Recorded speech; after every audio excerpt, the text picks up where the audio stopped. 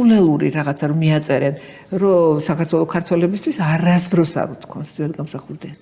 ეს პროგრამაში ეწერა ეროვნულ დემოკრატიულ პარტიას. პირდაპირ ეწერათ პროგრამაში. ამას დღემდე ატყუებენ ხალხს, რომ ეს ზვიადმა თქვა. არ უთქვამს არას. განა ზვიადგამსახურდია ის შტერი იყო და არ იცოდა და საკმარისი განათლება არ ჰქონდა, რომ არ ცოდნოდა რომ სისულელია, აქ იმაზე ლაპარაკი რომ ვინმე წადით, მოშორდით, ეს იყო დათესილი. ზვიადგამსახურდიას არასდროს არამს თუ არ უთქვამს. არამედ მან ძალიან კარგად იცოდა, ამდენი 600,000 სხვა ეროვნება ცხოვრობდა საქართველოში.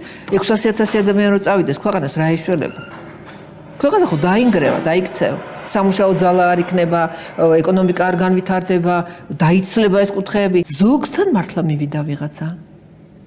აგრესიული მეტიჩარა ჰომოფობი. ეს დაბალ დონეზე დათესილი ქონდა საბჭოთა იდეოლოგიას ეთნიკური სიძულვილი. და რით ქონდა დათესილი იცით? ეთნიკურ უმცირესობებს ისეთ პრივილეგიებს აძლევდნენ, რომ ეს პრივილეგიებით იჩაგრებოდნენ იმ ეთნიკური უმრავლესობის რაიონებში ქართველები. და აქედან გამომდინარე, რომ აპირისპირებდნენ, ის ძმობას და იმას ხადაგებდნენ, თორე სიამბლეში ძმობას კი არ უწყობდნენ ხელს. ამიტომ მოხდა ეს.